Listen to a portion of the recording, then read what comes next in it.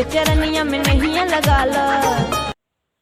तो मैं आशा करता हूँ कि एक छोटा सा वीडियो में मैं आपको कुछ एक ऐसा मतलब इम्पोर्टेंट बात बताने वाला हूँ।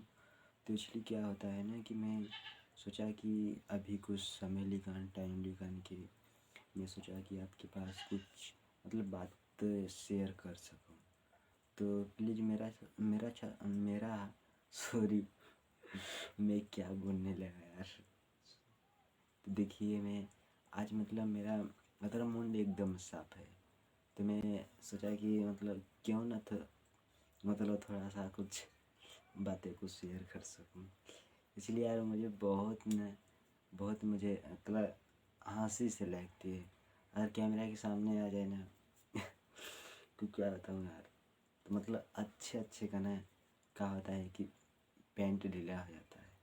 तो मैं देखिए मैं कहना चाहता हूँ जिससे कि एक मतलब जैसे कि क्या होता है कि एक मतलब बेविचारण स्थिति थी, ठीक है। बेविचारणी जिसे मतलब जो बेविचार में मतलब गिरी हुई थी और वो प्रभु को जानते हुए भी वो उसी में फंसी थी। तो शास्त्री फरीसी लोग थे। तो जो यरूशलेम में एक मंदिर थी। तो यीशु मसीह ने वहाँ पर मतलब क्या हुआ कि उपदेश देने गए। तो शास्त्री फरीसी लोग उनके पास आए। तो जैसे कि उसने बोला कि एक स्त्री मतलब बेविचारी है, इसके लिए क्या किया जाए उन लोगों ने।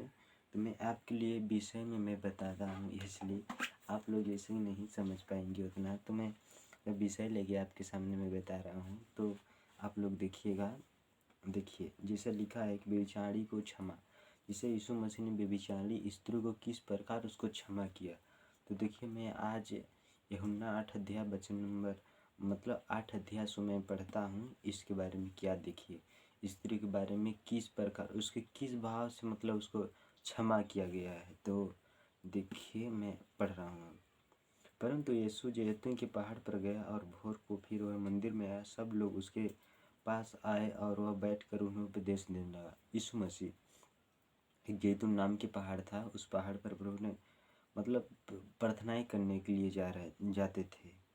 तो जब सुबह हुई उपदेश देने लगा और शास्त्री और फरीसी लोग बता रहे हैं, शास्त्री और फरीसी लोग जब यीशु मसीह के पास आए तो एक स्त्री को लाए और व्यभिचार में पकड़ी गई थी। मतलब व्यभिचार करने कर रही थी। तो मतलब उसको पकड़ के वहाँ पर लाया गया था और उसके बीच में खड़ा करके यीशु से कहा कि हे गुरु, यह स्त्री व्यभिचार करते पकड़ी गई है। मतलब व्यभिचार करते हुए पकड़ी गई है। तो व्यवस्था में मूसा ने हमें आज्ञा दी है कि मतलब व्यवस्था में कि मुझे आज्ञा मतलब दी है मूसा की व्यवस्था में। तो उसने कहा कि देखिए ऐसी स्त्रियों पर पथराव करे। मतलब पथराव मतलब इसका मतलब ये होता है पथराव का उसको अलग किया जाए। तो अतः तू इस स्त्री के विषय में क्या कहता है। यीशु मसीह शास्त्री फरीसी ने पूछ रहे हैं कि अगर मूसा की व्यवस्था में तो ये लिखा है कि जो व्यभिचार करते हुए पकड़ा जाए उसे पथराव किया जाए, उसे अलग किया जाए। तब पूछा कि मतलब प्रभु यीशु मसीह से कहा कि हे गुरु, इसके मतलब इसके विषय में हम क्या क्या कहता है मतलब। तो उन्होंने यीशु मसीह ने कहा उन्होंने उसको परखने के लिए यह बात कही ताकि उस पर दोष लगाने के लिए कोई बात पाए। परंतु यीशु उंगली से भूमि पर लिखने लगा। मतलब यीशु मसीह वहाँ पर जैसे कि जिस मतलब जहाँ पर थे वो लोग शास्त्री फरीसी और बीच में वो स्त्री थी व्यभिचारी स्त्री, उसको बीच में खड़ा किया गया। तो इसके बारे में मतलब क्या कहना चाहता है यीशु मसीह कुछ नहीं। तो उस मतलब जैसे कि अंगुली में मतलब भूमि पर जैसे कि लिखने लगा। जब वे उससे पूछते ही रहे तो उसने सीधे होकर उनसे कहा, मतलब यीशु मसीह ने कहा कि तुम जो निष्पाप हो वही उसको पत्थर मारे। मतलब उस बेचारी स्त्री को जैसे कि मतलब बीच में खड़ा किया गया। तो यीशु मसीह ने बोला उन लोग शास्त्री फरीसी लोग कि जैसे कि जो निष्पाप, जैसे जो किसी ने कोई पाप न किया हो उसी स्त्री को मारा, मतलब मारे। तो और परंतु यह सुनकर मारो, मतलब तो उसने मतलब मतलब जो सब निर्दोष हो, मतलब कोई उसके कभी मतलब पाप न करे हो तो वो मार सकता है, मतलब निष्पाप लोग। लिखा है ना कि जैसे मैं बता रहा हूँ कि जब वो उससे पूछते ही रहे तो उसने सीधे होकर उसने तुम मतलब उससे कहा कि तुम जो निष्पाप हो वही पहले उसको पत्थर मारे, मतलब निष्पाप जिस पर कोई पाप नहीं। और फिर झुककर भूमि पर उंगली से लिखने लगा, परंतु वे यह सुनकर बड़ों से लेकर छोटों तक एक एक करके निकल गए और यीशु अकेला रह गया और स्त्री वहीं बीच में खड़ी रह गई। मतलब जैसे कि कोई नहीं मारा, एक एक करके मतलब चले गए। तो यीशु ने सीधे होकर उससे कहा कि हे नारी, वो कहाँ गए, मतलब सीधे खड़ा होकर यीशु मसीह ने जब उन लोगों की ऐसे आज्ञा दी तो उसने मतलब भूमि पर लिखने लगा अपनी उंगलियों से। तो एक एक करके मतलब निकलते गए। तो उसने कहा कि हे नारी, वो कहाँ गए हैं? क्या किसी ने तुझ पर दंड की आज्ञा न दी? मतलब पूछें कि मतलब मतलब जैसे कि तुझ पर दंड की आज्ञा नहीं दी। उसने कहा कि हे प्रभु, किसी ने नहीं। यीशु ने कहा कि मैं भी तुझ पर दंड की आज्ञा नहीं देता, जा और फिर पाप न कर।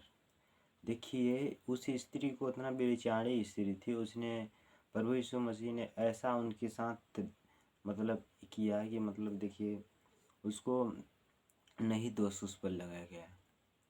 भले ऐसा ही भले गंदा काम कर दिया, पर उसने उन लोगों को जैसे कि दोष लगा रहे थे। देखिए हमको किसी पर दोष नहीं लगाना चाहिए। इसलिए क्या होता है, जैसे कि हमें देखिए हम कोई ईश्वर नहीं है, हम एक इंसान हैं। इसलिए देखिए अगर हम किसी को दोष लगाएंगे तो हमारे पे भी लगाया जाएगा। आप तो जानते हैं अगर जैसे हम नाप से नापेंगे ना, उसी नाप से हमें भी नापा जाएगा। इसीलिए कहा गया है कि हमें बदला, जैसे कि मतलब जैसे कि जैसे झगड़े के बदले हमें झगड़ा नहीं करना चाहिए, न बुराई के बदले हमें बुराई करना चाहिए। क्योंकि बुराई के बदले से हमें भलाई करके बुराई के बदले हमें भलाई करना चाहिए। ये अच्छा है, मतलब क्योंकि अच्छा जगह पर शोभा भी देता है और अच्छा भी लगता है और सुनने भी में।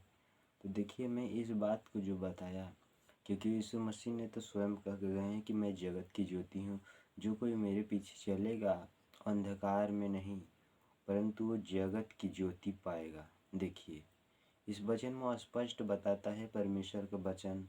जैसे कि आप लोग अगर देखिए जो मसीह भाई बहनों होंगे तो मैं उनसे छोटा सा रिक्वेस्ट करता हूँ, और कोई भी जैसे कि अगर वचन को पढ़ा जाए तो वचन को क्या होता है कि पढ़ने के बाद आप उसको सोचेंगे, मन से मेंटेनेंस करेंगे मन से, तो उसमें से आपको ज़रूर समझ मिलेगा।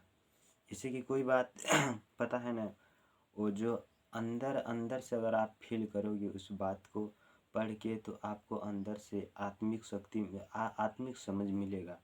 देखिए शब्द तो ऐसा ही लिखा रहता है लेकिन उसमें आत्मिक शब्द रहता है। देखिए उसका हर एक मतलब जैसे कि होता है, मतलब उसका क्या बोलते हैं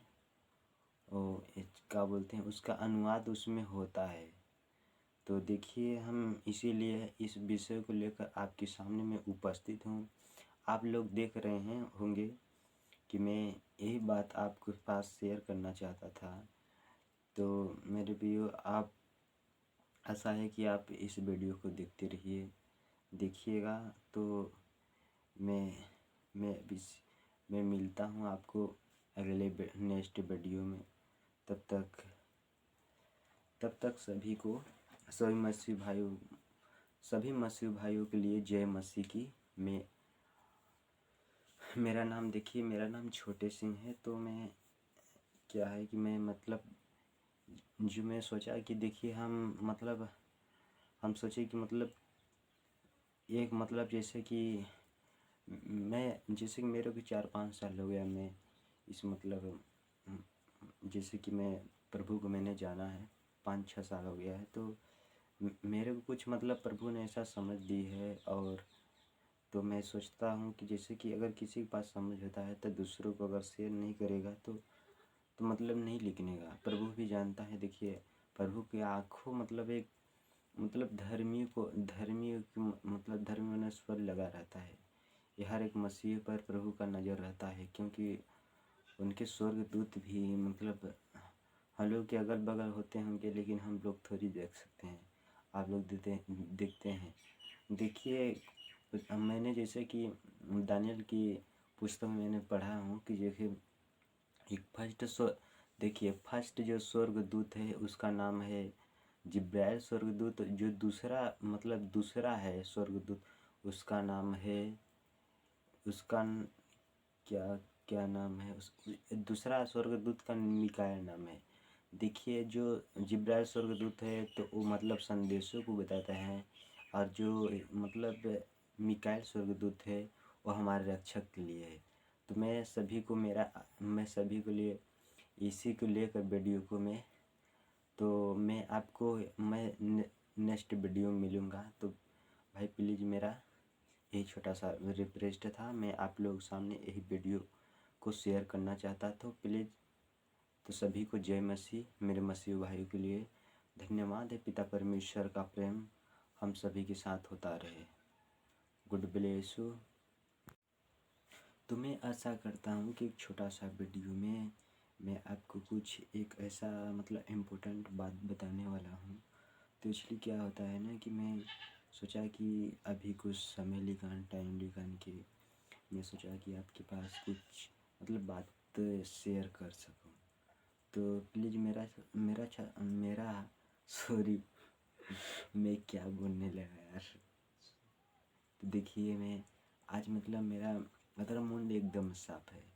तो मैं सोचा कि मतलब क्यों ना मतलब थोड़ा सा कुछ बातें को शेयर कर सकूं। इसलिए यार मुझे बहुत मुझे मतलब हंसी से लगती है अगर कैमरा के सामने आ जाए ना। तो क्या बताऊँ यार। तो मतलब अच्छे का ना क्या होता है कि पेंट ढीला हो जाता है।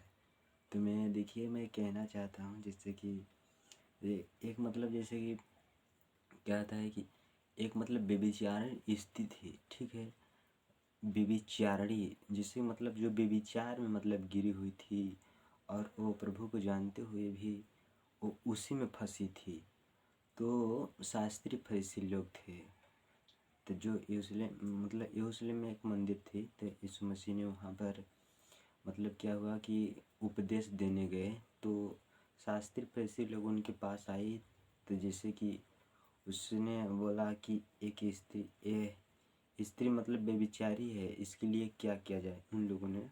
तो मैं आपके लिए विषय में मैं बताता हूँ, इसलिए आप लोग जैसे ही नहीं समझ पाएंगे उतना। तो मैं विषय लेके आपके सामने मैं बता रहा हूँ। तो आप लोग देखिएगा। देखिए, जैसे लिखा है कि बेविचारी को क्षमा, जिसे यीशु मसीह ने बेविचारी स्त्री को किस प्रकार उसको क्षमा किया। तो देखिए, मैं आज यूहन्ना 8 अध्याय वचन नंबर मतलब 8 अध्याय से मैं पढ़ता हूँ। इसके बारे में क्या देखिए, स्त्री के बारे में किस प्रकार उसके किस भाव से मतलब उसको क्षमा किया गया है। तो देखिए, मैं पढ़ रहा हूँ। परंतु यीशु जैतून के पहाड़ पर गया और भोर को फिर वह मंदिर में आया। सब लोग उसके पास आए और वह बैठकर उन्हें उपदेश देने लगा। यीशु मसीह एक जैतून नाम के पहाड़ था। उस पहाड़ पर प्रभु ने मतलब प्रार्थनाएं करने के लिए जाते थे। तो जब सुबह हुई उपदेश देने लगा और शास्त्री और फरीसी लोग बता रहे हैं, शास्त्री और फरीसी लोग जब यीशु मसीह के पास आए तो एक स्त्री को लाए और व्यभिचार में पकड़ी गई थी। मतलब व्यभिचार कर रही थी। तो मतलब उसको पकड़ के वहाँ पर लाया गया था और उसके बीच में खड़ा करके यीशु से कहा कि हे गुरु, यह स्त्री व्यभिचार करते पकड़ी गई है, मतलब व्यभिचार करते हुए पकड़ी गई है। तो व्यवस्था में मूसा ने हमें आज्ञा दी है कि मतलब व्यवस्था में कि मुझे आज्ञा मतलब दी है मूसा की व्यवस्था में। तो उसने कहा कि देखिए ऐसी मतलब ऐसी स्त्रियों पर पथराव करे। मतलब पथराव मतलब इसका मतलब ये होता है पथराव का उसको अलग किया जाए। तो अतः तू इस स्त्री के विषय में क्या कहता है। यीशु मसीह शास्त्री फरीसी ने पूछ रहे हैं कि अगर मूसा की व्यवस्था में तो ये लिखा है कि जो व्यभिचार करते हुए पकड़ा जाए उसे पथराव किया जाए, उसे अलग किया जाए। तब पूछा कि मतलब प्रभु यीशु मसीह से कहा कि हे गुरु इसके मतलब इसके विषय में हम क्या क्या कहता है मतलब। तो उन्होंने यीशु मसीह ने कहा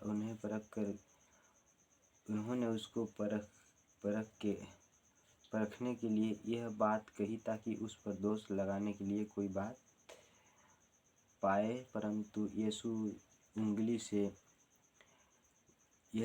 से भूमि पर लिखने लगा। मतलब यीशु मसीह वहाँ पर जैसे कि जिस मतलब जहाँ पर थे वो लोग शास्त्री फरिश्ते और बीच में वो स्त्री थी व्यभिचारिणी स्त्री, उसको बीच में खड़ा किया गया। तो इसके बारे में मतलब क्या कहना चाहता है यीशु मसीह कुछ नहीं तो उस मतलब जैसे कि अंगुली में मतलब भूमि पर जैसे कि लिखने लगा।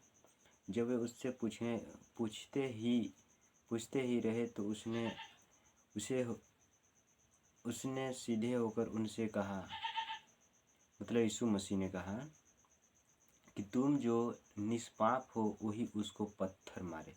मतलब उस बेचारी स्त्री को जैसे कि मतलब बीच में खड़ा किया गया। तो यीशु मसीह ने बोला उन लोग शास्त्री फरीसी लोग कि जैसे कि जो निष्पाप जैसे जो किसी ने कोई पाप न किया हो उसी स्त्री को मारा मतलब मारे। तो और परंतु यह सुनकर मारो मतलब तो उसने मतलब जो सब निर्दोष हो मतलब कोई उसके कभी मतलब पाप न करे हो तो वो मार सकता है। मतलब निष्पाप लोग लिखा है ना कि जैसे मैं बता रहा हूँ कि जब वो उससे पूछते ही रहे तो उसने सीधे होकर तुम मतलब उससे कहा कि तुम जो निष्पाप हो वही पहले उसको पत्थर मारे। मतलब निष्पाप जिस पर कोई पाप नहीं।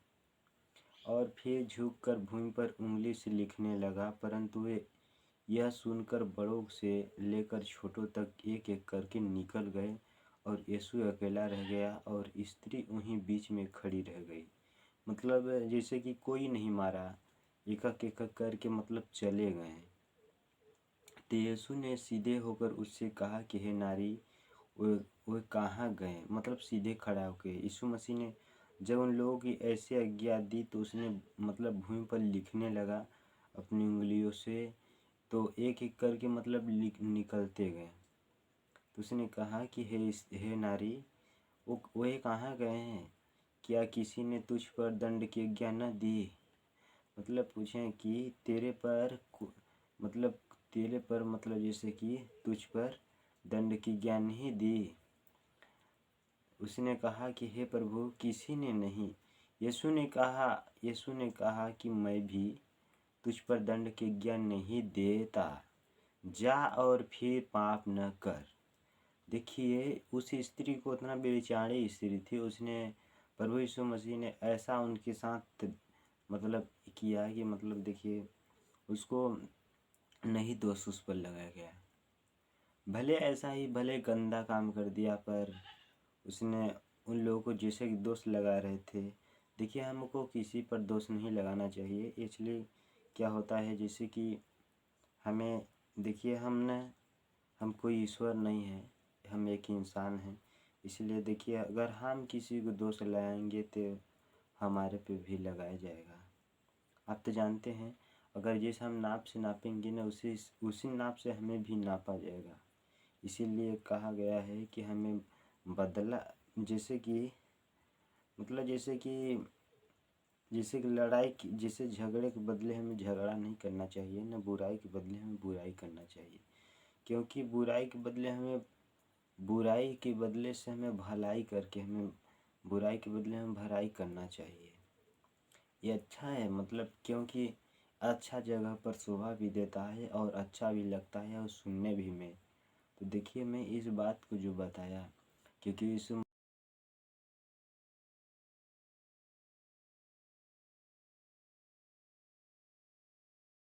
मसीह ने तो स्वयं कह के गए हैं कि मैं जगत की ज्योति हूँ, जो कोई मेरे पीछे चलेगा अंधकार में नहीं परंतु वो जगत की ज्योति पाएगा। देखिए इस वचन में स्पष्ट बताता है परमेश्वर का वचन, जैसे कि आप लोग अगर देखिए जो मसीह भाई बहनों होंगे तो मैं उनसे छोटा सा रिक्वेस्ट करता हूँ, और कोई भी जैसे कि अगर वचन को पढ़ा जाए तो वचन को क्या होता है कि पढ़ने के बाद आप उसको सोचेंगे मन से, मेंटेनेंस करेंगे मन से, तो उसमें से आपको ज़रूर समझ मिलेगा।